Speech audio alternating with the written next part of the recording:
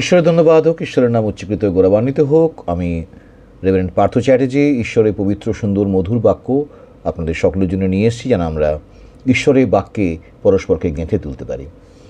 ঈশ্বরের যে বাক্যর যে আঙ্গিকে আমি আজকে আলোচনা করব বাইবেল থেকে, সেটি হচ্ছে স্পিকিং লাইফ টু আদার্স, অর্থাৎ অপরকে জীবনদায়ী বাক্য বলা।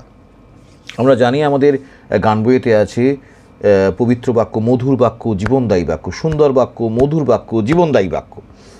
এবারে বাক্য তো আমরা সবাই বলি, কিন্তু সেই বাক্যকে কীভাবে পবিত্র, সুন্দর, মধুর, জীবনদায়ী করে তুলতে হয় সেইটা শেখাটা হচ্ছে আমাদের খ্রিস্টীয় জীবনের, বিশ্বাসী জীবনের একটা আর্ট।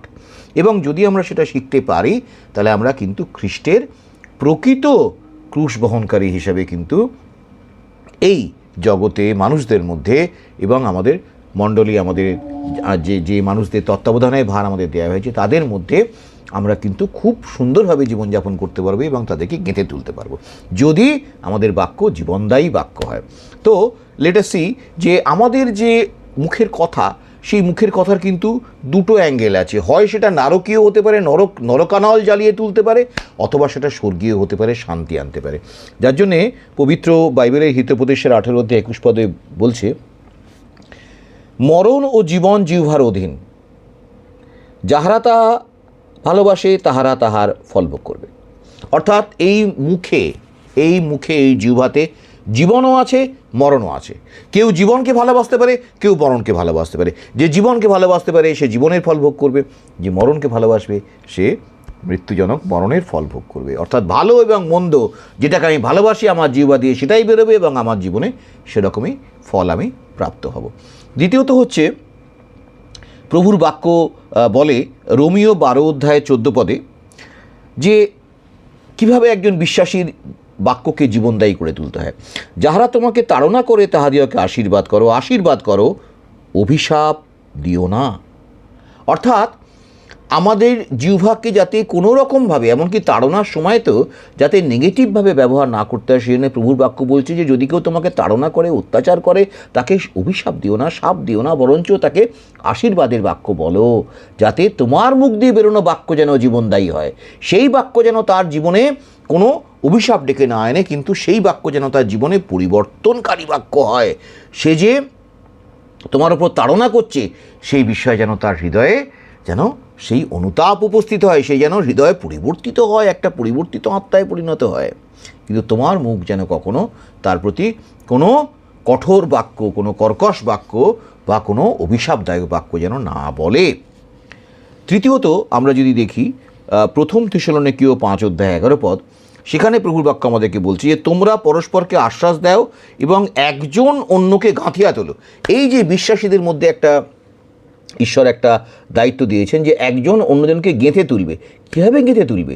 তার পাশে দাঁড়িয়ে কীভাবে গেঁথে তুলবে? তাকে সাহায্য করে কীভাবে গেঁথে তুলবে? তার যে কোনো সমস্যায় তাকে মধুর জীবনদায়ী বাক্যালাপ দ্বারা, মধুর জীবনদায়ী বাক্যের আশ্বাস দ্বারা তাকে ধীরে ধীরে ধীরে ধীরে ধীরে ধীরে তার হৃদয়কে ভয় মুক্ত, তার হৃদয়কে সকল প্রকার সংকট মুক্ত, তার হৃদয়কে সকল প্রকার স্ট্রেস মুক্ত করে তাকে আস্তে আস্তে নূতন জীবন দেবে। সে আবার নব উৎসাহে জীবনের চ্যালেঞ্জেসগুলো মোকাবিলা করার জন্যে উঠে দাঁড়াতে পারবে। আবার প্রভুর বাক্য ইফিসীয় তার 4 অধ্যায় 29 পদে এই কথা বলে, তোমাদের মুখ হইতে কোনো প্রকারে কদালাপ বাহির না হোক, কিন্তু প্রয়োজন মতে গাঁথিয়া তুলিবার জন্যে সদালাপ বাহির হোক। কদালাপ অর্থাৎ যে কোনো বাক্য ভাঙে, যে কোনো বাক্য মানুষকে ভেঙে চুরমার করে দেয়, যে কোনো বাক্য মানুষের হৃদয়ে আঘাত করে, সেই বাক্যগুলো নয়। প্রয়োজন মতে মানুষকে গেঁথে তোলার জন্যে একমাত্র সদালাপ, ভালো কথা, সুকথা, যা মানুষের জীবনকে গেঁথে তোলে, মানুষের জীবনে জীবনদায়ী বাক্য দিয়ে মানুষের জীবনকে সুন্দর করে তোলে, সেই কথা যেন আমাদের মুখ দিয়ে বেরোয়।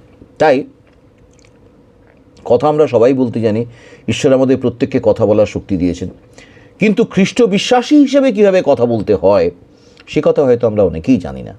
তাই প্রভুর বাক্য আমাদেরকে শেখায় যে খ্রিস্ট বিশ্বাসী হিসেবে আমাদেরকে জীবনদায়ী বাক্য বলতে হয়, যে বাক্য অপরকে গেঁথে তুলবে, যে বাক্য অপরকে আরও ভালো বিশ্বাসী হতে সাহায্য করবে সেরকম কথা বলতে হয়, যে বাক্য মানুষের হৃদয় পরিবর্তন করাতে পারবে সেরকম বাক্য বলতে হয়, যে বাক্য মানুষকে গেঁথে তুলে তার হৃদয়ে অপার শান্তি দেবে, ঈশ্বরের সঙ্গে যুক্ত করিয়ে দেবে তাকে, সেই বাক্য বলতে হয়। ঈশ্বরের কাছে প্রার্থনা করি প্রত্যেকটি বিশ্বাসী জীবনে, আপনাদের প্রত্যেকের জীবনে ঈশ্বর যেন সেই মধুর জীবনদায়ী বাক্য বলার মতো ক্ষমতা দেন, যেন বাক্য দ্বারা আপনারা পৃথিবীকে গেঁথে তুলতে পারেন। Amen, amen, amen. ঈশ্বরের ধন্যবাদ হোক।